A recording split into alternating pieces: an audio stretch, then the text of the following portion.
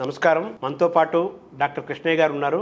Orthopaedic సర్జన్గా అంతర్జాతీయ స్థాయిలో చాలా ప్రసిద్ధి కలిగిన డాక్టరు. అంతకుముందు మెడ్సిటీ సీఈఓ గారు ఉండేవారు. కొన్ని నెలల క్రితమే బసవతారకరాం క్యాన్సర్ ఆసుపత్రికి సీఈఓగా వారు బాధ్యతలు తీసుకున్నారు. ఈ ఆసుపత్రిలో జరిగే సేవలు, క్యాన్సర్ గురించి, నివారణోపాయాల గురించి, చికిత్స గురించి ఈ విషయాలన్నీ తెలుసుకునే ప్రయత్నం చేద్దాం.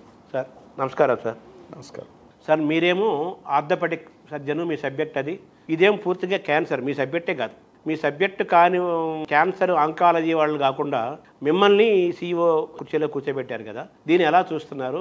మీరు దాన్ని ఏ విధంగా సమన్వయం చేసుకుంటారు?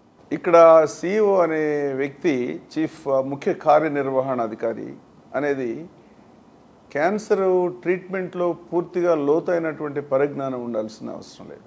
ఒక క్యాన్సర్ వైద్యశాలని నిర్వహించడానికి కావాల్సినటువంటి అనుభవం, కావాల్సినటువంటి పరిజ్ఞానం ఉంటే చాలా వరకు సరిపోతుంది.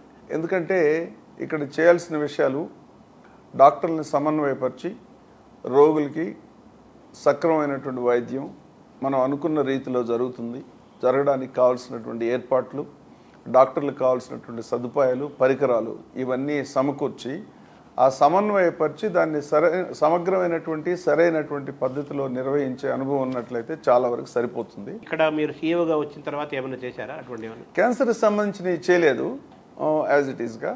కాకపోతే కొన్ని యాంపుటేషన్, ఒక పేషెంట్, ఒక చిన్నపిల్లకి యాంపుటేషన్ అంటే కాలు తొడ వరకు తీసేసినప్పుడు అది సరైన పద్ధతిలో లేనందువల్ల దాన్ని మళ్ళా సవరించి దాన్ని కృత్రిమైన కాలు పెట్టుకోవడానికి కావాల్సినటువంటి ఏర్పాట్లు చేయడానికి కావాల్సిన ఆపరేషన్ అనేది ఈ మధ్య చేయడం జరిగింది.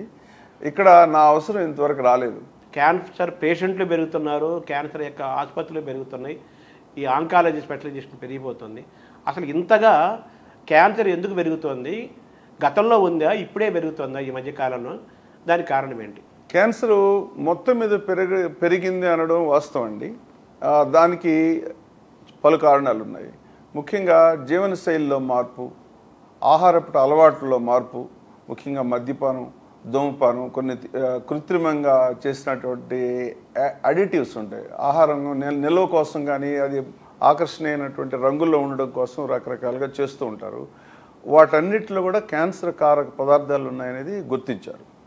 ఇది ఒక కారణం. అలాగే జీవనశైలిలో మార్పు, ఉదాహరణకి శారీరక శ్రమ సరిగ్గా లేకపోవడం, నిద్రలేమి, తీసుకునే ఆహారం, అధిక బరువులు, ముఖ్యంగా డయాబెటీస్, ఇటు చాలా కారణాలు ఉన్నాయి క్యాన్సర్ రావడానికి. షుగరు, బీపీ ఎటువంటివి లేకుండా చాలా క్రమశిక్షణ కలిగిన జీవన విధానము, జీవన శైలి, ఒక ట్యాబ్లెట్ కూడా ఆ రోజు వరకు వేసుకోకుండా జీవించిన వాళ్ళకు కూడా కొంతమందికి రకరకాల వయసుల వాళ్ళు కూడా చివరిలో 2 నెలల్లో, 3 నెలల్లో, 4 నెలల ముందో ఎప్పుడో మనకు తెలిసి క్యాన్సర్ అని తెలిసి వెళ్ళిపోవడం జరుగుతుంది కదా, దీన్ని ఎలా చూడాలి? అంటే క్యాన్సరు కేవలం కొన్ని కారణాల వల్లే వస్తుందనేది కొంతవరకు తెలుసు మనకి. చాలాసార్లు ఎటువంటి కారకాలు కూడా ఉండవు. ఉదాహరణకి పొగ తాగేవాళ్ళు 100 మంది ఉంటే ఒక 20 మందికో 30 మందికి మాత్రమే క్యాన్సర్ వస్తుంది. మిగతా 70 మందికి ఎందుకు రాదు అంటే మెడికల్ పరిభాషలో ఏమంటారంటే పొగ తాగితే క్యాన్సర్ రావడానికి అవకాశం ఎక్కువ ఉంటుంది, అంతేగాని పొగతో డైరెక్ట్గా వస్తుంది అనేది లేదు. అలాగే అన్ని విధాల ఆరోగ్యకరంగా ఉన్నా కూడా శరీరంలో ఇందాక నేను చెప్పినట్టు కొన్ని కణాల్లోనే మార్పు వస్తుంది. అంటే ఒక కణం శరీరంలో నిరంతరం వచ్చేసి అక్కడ ఉన్నటువంటి కణాలు విభజన జరిగి పాత కణాలు వెళ్ళిపోతూ ఉంటాయి, కొత్త కణాలు తయారవుతూ ఉంటాయి. ఆ ప్రక్రియలో కొన్ని వందల వేల సార్లు, లక్షల సార్లు కూడా జరుగుతుంటాయి. అలాగా అదే కణం 2గా విడిపోతుంది, 2 మళ్ళీ 4గా విడిపోతుంది, కొన్ని వెళ్ళిపోతాయి, కొన్ని ముందుకు వెళుతూ ఉంటాయి. ఆ విభజన భాగంలో మ్యూటేషన్స్ జరుగుతాయి. ఎక్కడో చిన్న లోపం, ఆ చిన్న లోపం వల్ల ఆ కణం సరైన పద్ధతిలో వెళ్లకుండా క్యాన్సర్ ఉంటుంది, కణంగా మారుతుంది.